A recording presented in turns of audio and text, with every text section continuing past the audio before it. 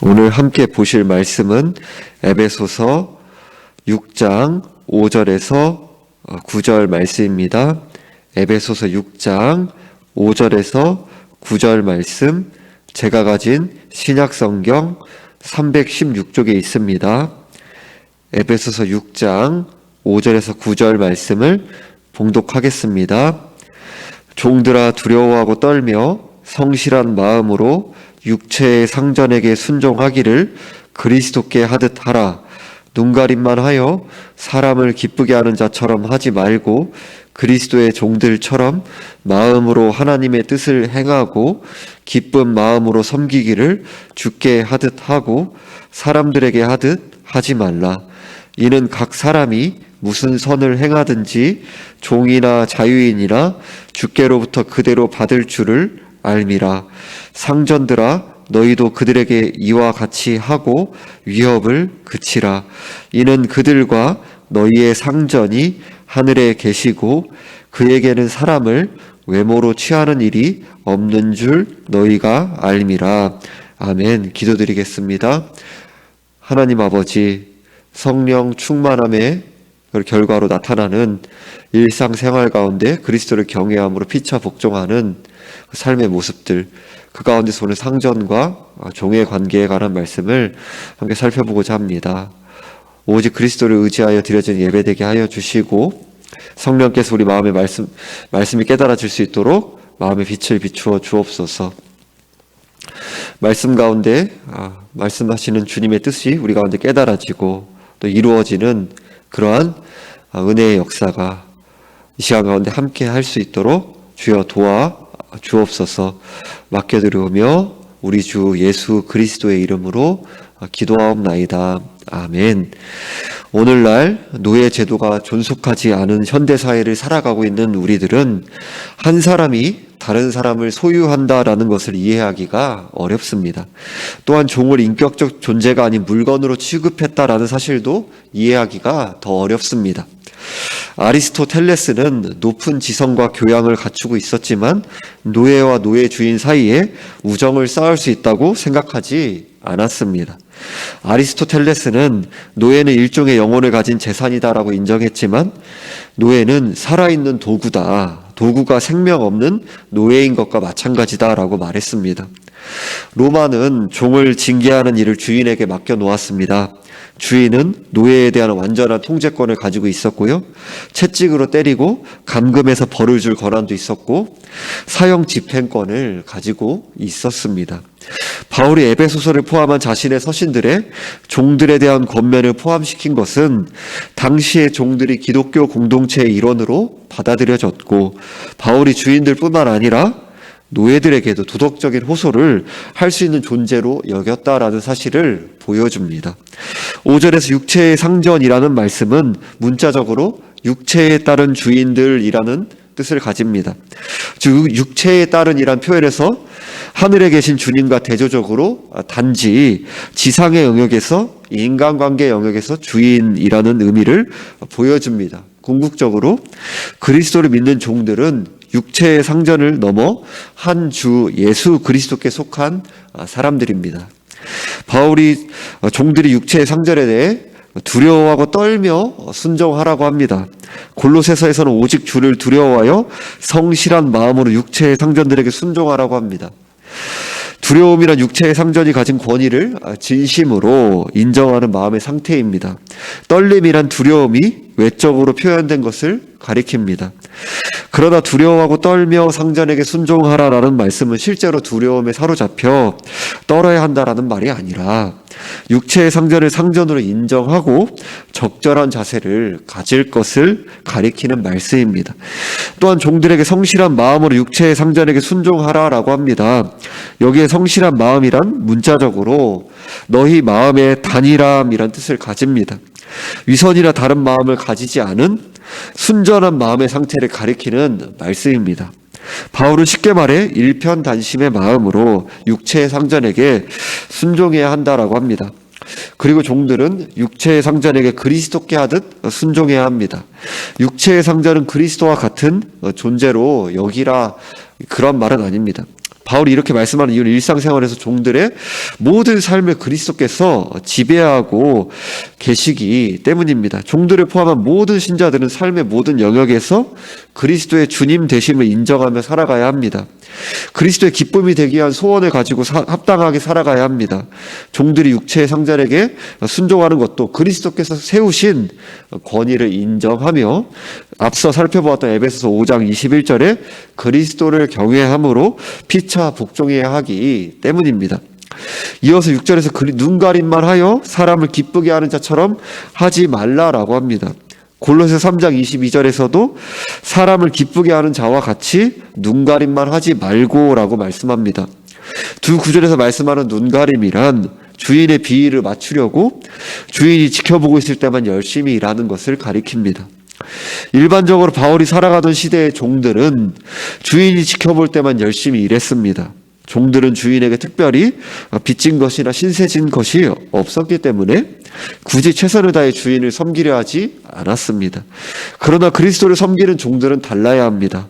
그리스도를 섬기는 종들의 하늘 상전은 사람들의 숨은 동기와 마음의 은밀한 부분까지 다 아시고 살펴보시는 분이시기 때문입니다. 육체의 상전이 보지 않을 때도 종들이 일하는 것을 모두 지켜보시기 때문입니다. 더 나아가 그리스도의 종들처럼 마음으로 하나님의 뜻을 행하고 라고 합니다. 사회적으로는 여전히 종의 신분을 지닌 존재이지만 그리스도 안에서는 더는 사람을 기쁘게 하는 종들이 아니라 그리스도를 기쁘게 하는 종들입니다. 모든 일을 그리스도를 섬기는 자세로 그리스도를 기쁘게 하는 마음으로 해야 하는 이유가 바로 여기에 있습니다. 여기에서 마음으로라는 말씀은 사람의 비위를 맞추려고 겉으로만 열심히 일하는 것과 반대되는 내적 자세를 가리킵니다. 즉 주님의 기쁨이 되기를 바라는 그 마음으로 최선을 다해 진심으로 그리스도를 의지하여 수행하는 자세를 가리킵니다. 자신을 그리스도의 종으로 여기는 사람들은 가정과 사회에서도 마음으로 하나님의 뜻을 수행합니다. 예를 들어 주부는 마치 예수 그리스도께서 드실 것처럼 요리를 하고 예수 그리스도께서 손님이 되실 것처럼 집을 청소할 수 있습니다. 교사가 학생들을 교육할 때, 의사가 환자를 치료하고 간호하고 돌볼 때, 회계사가 장부를 회계 감사할 때, 비서가 문서를 작성할 때 각각 예수 그리스도를 섬기는 것처럼 할 수 있습니다.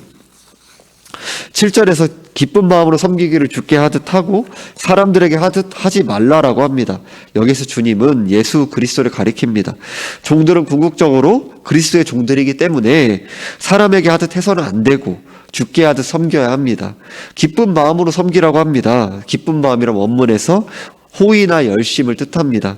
마지못해서 또는 억지로 하는 것이 아니라 주님께 하는 것처럼 자원하는 마음으로 열심히 육체의 상전을 섬기라는 의미입니다. 8절에서 이는 각 사람이 무슨 선을 행하든지 종이나 자유인이나 주께로부터 그대로 받을 줄을 알미라라고 합니다. 에베소서가 쓰여진 당시에 종들이 선한 일을 했다고 하더라도 육체의 상전들이 종들의 선한 일을 미처 알지 못하거나 적절히 보상하지는 않는 경우가 많았을 것입니다. 인간적으로 동기부여가 그다지 되지 않았을 것입니다. 그러나 그리스도를 섬기는 종들은 육체의 상전들의 인정을 받으려 애쓸 필요가 없습니다. 육체의 상전이 보지 않을 때에도 최선을 다해 전심으로 섬길 때 하늘에 계신 상전께서 부족한 우리의 선과 섬김을 오직 우리를 위해서 대속의 은혜를 베풀어 주신 그리스도의 공로로 인하여 기뻐 받아주실 것입니다. 또한 마지막 날에 하나님의 심판대 앞에서 종이나 자유인이나 주께로부터 어떤 차별 없이 그리스도 앞에 자신들이 한 일에 대해 동일한 심판을 받게 될 것입니다. 종은 주님을 대하듯이 육체의 상전을 두렵고 떨림으로 성실한 마음과 선한 의지를 가지고 섬기되 보상을 당연한 것으로 요구하지 않아야 합니다. 누가복음 17장 10절에서도 너희도 명령받은 것을 다 행한 후에 이르기를 우리는 무익한 종이라 우리가 하여야 할 일을 한 것뿐이라 할지니라 라고 합니다. 하나님의 뜻을 행하여 선을 행했다고 하더라도 종은 자신을 무익한 종으로 여기고 마땅히 하여야 할 일을 한 것일 뿐이라 라고 생각해야 합니다. 로마서 4장 4절에서도 일하는 자에게는 그 삭시 은혜로 여겨지지 아니하고 보수로 여겨지거니와 라고 말씀합니다. 바울은 은혜로 여길 것이나 보수로 여길 것이냐의 여부가, 바로 은혜로 여길 것이냐 보수로 여길 것이냐의 여부가 일에 대한 종의 태도에 달려있다고 말씀합니다. 보상받을 만한 합당한 선을 행했다고 생각하면 삭슬 보수로 여길 것이지만, 마땅히 해야 할 일을 했다고 생각하면 삭슬 은혜로 여긴다는 것입니다. 이어서 9절에서 바울은 종들에게서 상전들에게로 그 권면의 방향을 돌립니다. 상전들아 너희도 그들에게 이와 같이 하고 라고 합니다.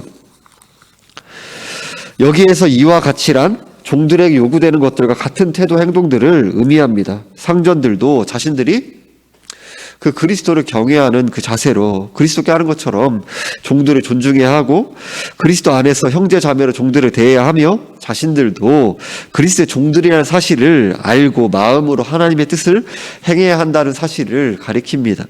또한 상전들에게 종들에 대해 위협을 그치라라고 합니다. 실제로 당시의 상전들은 여러 방식으로 종들을 위협하고 겁을 주었습니다. 그러나 그리스도인 상전들은 종들에게 명령하고 벌할 수 있는 권한이 있더라도 종들을 구타하거나 학대하지 않아야 하고, 종들을 위협하고 겁을 주는 일을 하지 않아야 합니다. 물론 기독교가 잘못된 상황에서 벌을 주는 것을 부인하지 않습니다. 하지만 위협에 근거한 관계는 진정한 인간관계라고 할 수 없습니다. 바울은 그리스도인 상전들이 종들을 존중하고 선대해야 하는 이유에 대해 이는 그들과 너희의 상전이 하늘에 계시고 그에게는 사람을 외모로 취하는 일이 없는 줄 너희가 알미라라고 합니다. 종들과 상전들의 주님이 하늘에 계신다는 것은 종들과 상전들이 같은 주님을 섬긴다는 의미입니다. 또 하늘에 계신 그리스도의 종들이라는 사실을 의미합니다. 상전들도 하늘에 계신 그리스도의 종들이라는 거죠. 즉 상전들은 자기 종들을 그리스도와 함께 섬기는 동무 종들로 여겨야 한다는 사실을 가르쳐 줍니다. 외모로 사람을 취하는 일이란 순전히 표면적인 가치나 외적 요소들에 근거해서 사람을 판단하는 것을 의미합니다. 세력 있는 사람이라고 두둔하거나 가난한 사람이라고 해서 차별하는 것을 예로 들 수 있습니다. 하늘에 계신 주님께서 외모로 사람을 취하시지 않는다는 것은 그리스도 앞에서는 사회적인 신분의 차이가 아무것도 아니다라는 사실을 보여줍니다. 마찬가지로 상전들도 외모로 사람을 취해서는 안 됩니다. 신분에 따라 사람들을 분류하고 차별하는 사회에서 모든 인간이 동등하다는 새로운 인식을 가져야 합니다. 더 나아가 하나님의 새로운 인류 안에서 모든 구성원들이 하나님의 자녀입니다. 그러니까 그리스도를 구원자이신 주님으로 믿는 모든 구성원들이 하나님의 자녀죠. 그리스도를 믿는 종들도 하나님을 따라 의와 진리와 거룩함으로 지으심을 받은 새 사람들이기에 육체의 상전들과 종들은 단지 동무 종들을 넘어서 그리스도 안에서 형제 자매들입니다.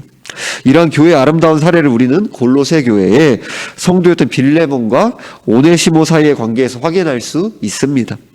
빌레몬은 상전이고 오네시모는 빌레몬의 종입니다. 오네시모는 주인의 돈을 훔치고 주인에게서 도망쳤습니다. 그런데 오네시모는 바울을 만나서 예수 그리스도를 믿고 바울을 섬깁니다. 바울은 빌레몬에게 편지를 쓰며 오네시모가 자신의 신복이고 복음을 위해 오네시모가 바울을 섬기도록 허락해달라고 부탁합니다. 그런데 주목할 것은 바울이 오네시모의 신분을 바꿔달라고 하지 않고 당시의 사회적인 질서였던 노예제도 속에서 오네시모를 형제로 대우해달라고 말했다는 것입니다. 상전과 종의 관계에 있어서도 얼마든지 동역자가 될 수 있고 형제의 관계를 맺을 수 있다는 사실을 보여줍니다. 상전이 종을 동등한 형제로 대한다고 해서 종이 그 상전을 이용해서는 안 됩니다. 디모데전서 6장 2절에서는 믿는 상전이 있는 자들은 그 상전을 형제라고 가볍게 여기지 말고 더 잘 섬기게 하라라고 말씀합니다. 믿음의 상전이라고 해서 인격적으로 대우한다고 해서 가볍게 여기지 않고 오히려 더 존경하고 더 잘 섬기라고 했습니다. 오늘 종과 상전에 관한 말씀은 상황의 차이가 있기는 하지만 기업주와 노동자와의 관계와 넓게는 모든 그리스도인의 일상생활에 적용해 볼 수 있습니다.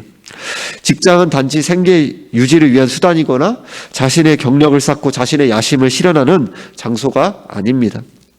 그리스도를 섬기고 하나님의 뜻을 행하는 현장입니다. 그러므로 그리스도의 종이라는 자기 인식을 가진 직장인들은 교회 일이나 예배를 핑계로 직장에서 자신이 해야 할 일을 소홀히 하거나 직장 동료들에게 미루지 않습니다. 교회 봉사나 예배를 통해서뿐 아니라 직장의 일을 통해서도 주님을 기쁘게 하고 주님께 영광을 돌릴 수 있다는 사실을 기억해야 합니다. 또한 기업주나 직장의 상사가 감독하지 않을 때에도 자신이 맡은 일을 정직하고 성실하게 수행해야 합니다. 물론 탐욕과 부정과 거짓이 지배하는 세상에서 그리스도인들이 정직하고 바르게 직장생활을 하기는 쉽지 않았을 것입니다. 더구나 기업주가 이윤 추구에 눈이 멀어서 수단 방법을 가리지 않거나 노동자들이 일하는 기계 정도로 취급하는 기업에서 자신을 그리스도의 종으로 생각하며 주님을 기쁘게 하는 자세로 직장생활을 하는 것은 힘들고 어려웠을 것입니다. 그러나 하늘에 계신 주님은 환경이 힘들고 어렵더라도 그리스도의 종이라는 분명한 자기 인식을 갖고 진실하게 일하는 사람들과 함께 계실 것입니다. 아무리 어려워도 더불어 살며 더불어 나누는 세 사람의 가치를 붙들며 살아갈 수 있는 은혜를 구하고 실현 가능성이 없어 보이는 현실 속에서도 포기하지 않고 인내와 믿음으로 선을 따라 행해야 할 것입니다. 또한 그리스도인 기업들도 직원들을 이윤 추구의 수단이 아니라 함께 기업을 세우고 발전시키는 동반자로 여기고 직원의 인격과 권익을 존중해야 합니다. 그러나 현실 세계에서는 악덕 기업주들이 존재하는 것처럼 악한 직원들도 존재합니다. 또 악한 행동을 통제하는 데 어려움을 겪기도 합니다. 그리스도인 기업주들이 악하게 행동하는 직원들을 신사적으로 대하기는 쉽지 않았을 것입니다. 때로는 징계나 합당한 조치가 필요한 경우도 있을 것입니다. 이런 어려운 현실 속에서 그리스도인 기업주들은 자신들도 하늘에 계신 주님을 섬기는 종이라는 사실을 기억하고 하늘에 계신 주께서 사람을 외모로 취하지 않으시며 주님 앞에서 모든 인간이 동등하다는 인식을 가져야 합니다. 그리스도인 기업주들과 경영자들은 직원들과의 관계에서 자신들이 세상의 원리를 따르는 기업주들과는 다른 원리와 가치관을 갖고 있다는 사실을 드러내야 합니다. 그리스도인이 경영하는 기업은 단지 이윤을 추구하고 부를 창출하는 기관을 넘어 말씀에 근거한 가치와 원리를 실천하는 기관이 되어야 합니다. 말씀에 근거한 방법으로 운영하다가는 망하기 쉬울 것이라 생각하며 정당하지 않은 세상의 방법을 따라 기업을 운영하고 있다면 그러한 방법으로 얻은 이윤으로 헌금과 선교 사업을 위해 기부하면서 주님을 위해 일한다는 모습이 있지는 않은지 돌아보아야 할 것입니다. 잘못된 부분이 있다면 삶을 고치는 회개의 열매 맺는 은혜를 구하며 바로잡아야 할 것입니다. 눈가림만 하여 사람을 기쁘게 하는 것이 아닌 모든 삶의 영역에서 자신을 그리스도의 종들처럼 생각하고 행동하며 종말의 모든 일을 하나님의 심판대 앞에서 직구하게 하실 주님 앞에 살아가는 저와 여러분들이 되시기를 주님의 이름으로 축원드립니다. 기도하겠습니다. 하나님 아버지, 우리들이 하늘 상전을 모시고 그 앞에서 살아가고 있다는 자기 인식 가운데 살아갈 수 있도록 은혜를 베풀어 주옵소서. 눈가림으로 살아가지 아니하게 하시고 무슨 일 하든지 범사에 그리스도를 섬기듯이 그리스도께 하듯이 섬겨 나갈 수 있도록 은혜를 베풀어 주옵소서. 우리들이 또 살아가면서 마음을 다해 또 진심으로 범사에 행해 나갈 수 있도록 도와주시고 또 서로를 또 외모로 가진 외적 조건으로 판단하고 또 그렇게 각 사람을 차별하여 대하는 것이 아니라 각 사람을 존중하며 존귀한 하나님의 형상이며 또 신자라면 말할 것 없이 하나님의 그 자녀로서 우리들이 바라보고 그렇게 또 섬기고 함께 하나님 나라를 이 땅 가운데 그 나라 가운데 참여하고 누리며 또 드러내는 삶에 우리들을 인도하여 주옵소서. 우리들이 현실을 살아가면서 또 이 시대 이 말씀의 상황과는 정확히 일치하지 않지만 또 상전과 종의 관계에 빗대어 생각해 볼 수 있는 어떤 고용주와 노동자의 그런 관계 가운데서 또 일상생활 가운데서 우리들이 그 가운데서 그 어떤 고용주나 노동자가 그리스도인이 아닐 수도 있고 그 가운데서 심지어 그리스도인이라 한다 하더라도 전적 타락한 그 인간 가운데 하나님께서 새 생명의 원리를 심으시고 그 가운데 그리 장성한 분량으로 빚어가고 있는 그런 상황들 가운데서 우리 모든 각 사람이 자신의 어떤 권리를 주장하고 어떤 그런 부분들 가운데서 바라고 기대하고 먼저 움직여 주기를 그렇게 소원하기보다는 오히려 자신이 그런 말씀 안에서 자신의 위치에 따라 섬기고 행해야 할 바를 정직하게 그 가운데서 직면하고 또 은혜를 구하며 자기를 부인하며 그렇게 섬겨나가고 마땅히 할 바를 충실하게 하나님 앞에서 섬겨나가게 하여 주옵소서. 우리가 부름받은 자리, 또 일상의 자리, 하나님 앞에서 우리들이 그런 또 귀한 땀을 흘려서 우리들이 그 가운데서 하나님께 영광 돌리는 그런 노동의 자리들 가운데서 일상생활의 자리들 가운데서 충실함과 진실함으로 살아갈 수 있도록 도와주시고 하나님을 위하고 이웃을 위할 뿐만 아니라 우리들이 그 자리 가운데서 우리 주어진 자리들 가운데서 주님의 은혜를 힘입어 인내하고 말씀의 가치에 근거하여 사랑하고 섬기고 희생하고 또 내어주며 그러한 우리들의 또 맡겨진 부분들을 또 잘 감당해 나가며 그러한 하는 소박한 작은 일이 아무도 알아주지 않는 또 그러한 일이 무익한 종으로 마땅히 행해야 할 바를 한다는 그 고백 안에서 하나님 나라의 그런 영광됨을 드러내는 그런 일로 쓰임받고 있다는 인식 가운데서 빛과 세상의 빛으로 또 그리스도의 향기를 바라는 그런 존재로 그리고 성품을 드러내는 그런 신자의 삶으로 우리의 일상생활이 주님께 드려지고 또 주님께 기쁨이 되고 이웃 가운데서 또 기쁨이 되는 그러한 삶 주께서 영광 받으시고 그 가운데서 진실로 그런 은혜를 힘입어 구별된 삶을 통하여서 하나님이 어떠한 분이신지 예수 그리스도가 어떤 분이신지 증거되는 우리의 삶이 될 수 있도록 도와주옵소서. 코로나의 어려운 상황들 가운데서 온 성도들 환난 가운데 주님 의지하여 견뎌내고 인내하게 하여 주시고 이 가운데서 오히려 우리의 죄악됨과 부패함을 돌아보고 버려나가고 더욱더 정금과 같은 신앙으로 주님 기쁨이 되는 그런 삶으로 빚어져 나가는 우리의 삶이 될 수 있도록 도와주시고 온 성도들의 삶과 그 가정에 환경을 초월한 그 평강과 기쁨과 감사가 풍성히 경험되고 그러한 삶으로 하나님이 함께 하시는 그런 삶의 증거와 열매들이 우리 삶 가운데 맺혀갈 수 있도록 도와주옵소서. 감사드리며 우리 주 예수 그리스도의 이름으로 기도하옵나이다. 아멘.